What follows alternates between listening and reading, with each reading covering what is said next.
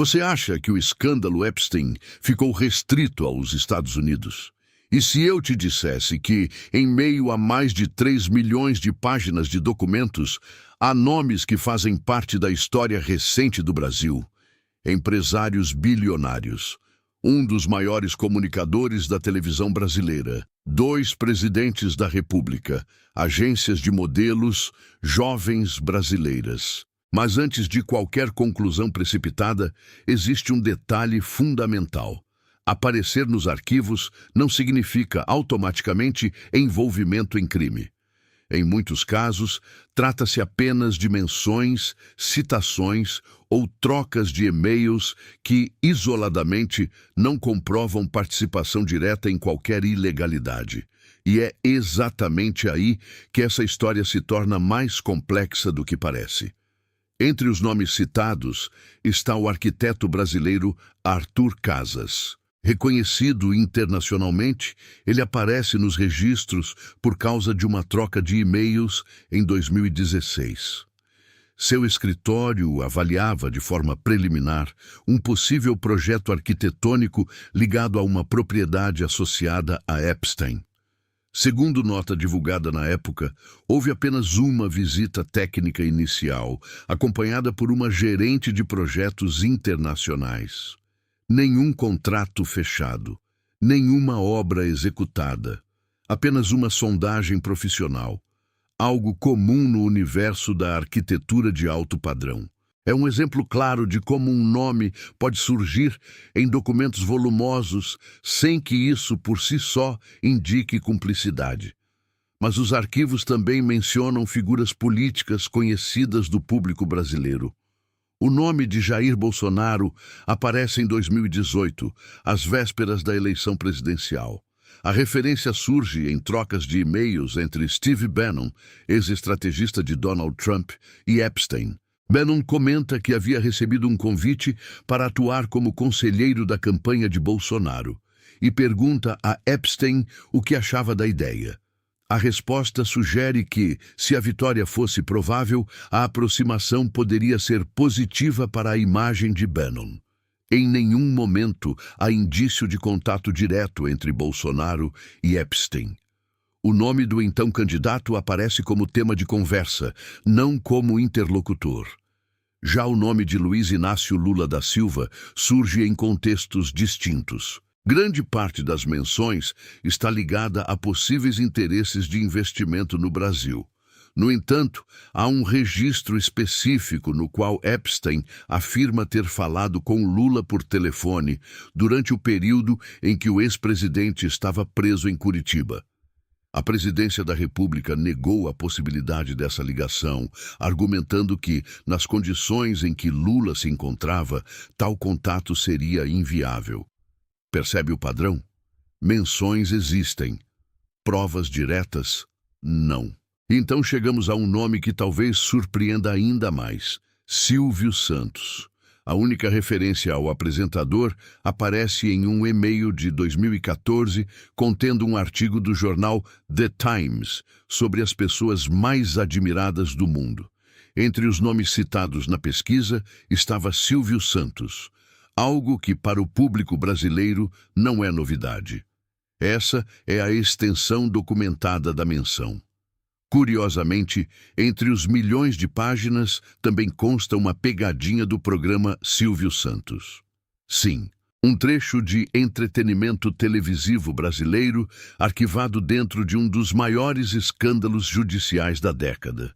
Um detalhe quase surreal, e que demonstra como os arquivos misturam informações banais com registros potencialmente graves. Mas o caso que gera mais questionamentos envolve o empresário Eike Batista.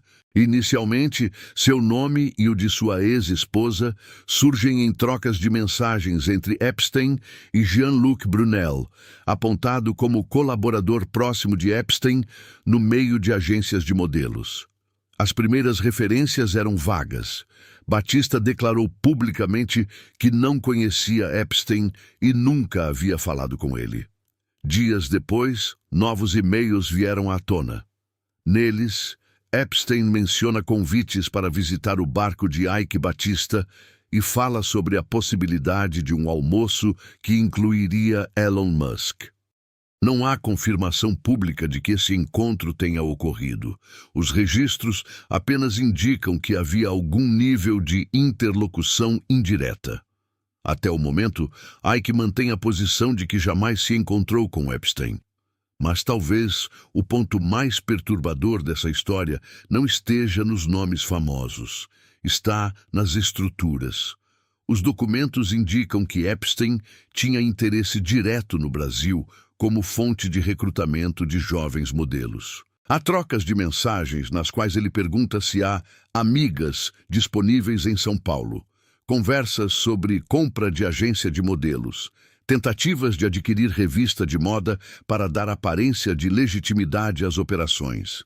Em um e-mail, ele afirma ter um editor brasileiro no bolso, sugerindo que poderia influenciar ensaios fotográficos mediante pagamento.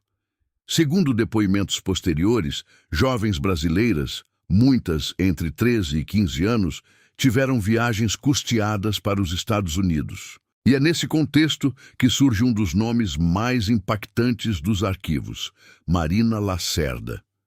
Marina tinha apenas 13 anos quando começou a ser abusada. Cresceu no Queens, em Nova York, após sair do Brasil ainda criança. Enfrentava dificuldades financeiras quando foi apresentada a Epstein com a promessa de dinheiro fácil por massagens. O valor oferecido era de $300. Ela voltou. Repetidas vezes. Segundo seu próprio relato, os abusos cessaram quando completou 17 anos. A justificativa que ouviu foi cruel na simplicidade. Estava velha demais. Marina foi procurada pelo FBI em 2008, mas um acordo judicial na época limitou seu depoimento. Somente 10 anos depois, pôde relatar publicamente o que viveu. E aqui está o ponto central. Os arquivos misturam 3 camadas muito diferentes: citações banais, interações sociais de elite e relatos de exploração brutal. Colocar tudo no mesmo pacote gera ruído. Mas ignorar as conexões estruturais também seria ingenuidade. O que esses documentos revelam não é apenas uma lista de nomes. Revelam como redes de poder operam em zonas cinzentas, onde negócios, influência, status social e silêncio podem coexistir. E talvez a pergunta mais incômoda não seja quem apareceu nos arquivos, mas sim, como um sistema inteiro permitiu que isso acontecesse por tanto tempo? Porque escândalos dessa magnitude raramente dependem de uma única pessoa. Eles sobrevivem em ambientes onde reputação pesa mais que investigação, onde dinheiro compra portas abertas e onde a dúvida pública é suficiente para manter tudo em suspensão. Os arquivos ainda estão longe de ser totalmente compreendidos. E o que sabemos hoje pode ser apenas uma fração do que ainda será revelado. Agora eu quero saber a sua opinião. Você acredita que essas conexões são apenas coincidências sociais de alto nível ou reflexo de algo mais profundo? Deixe seu comentário.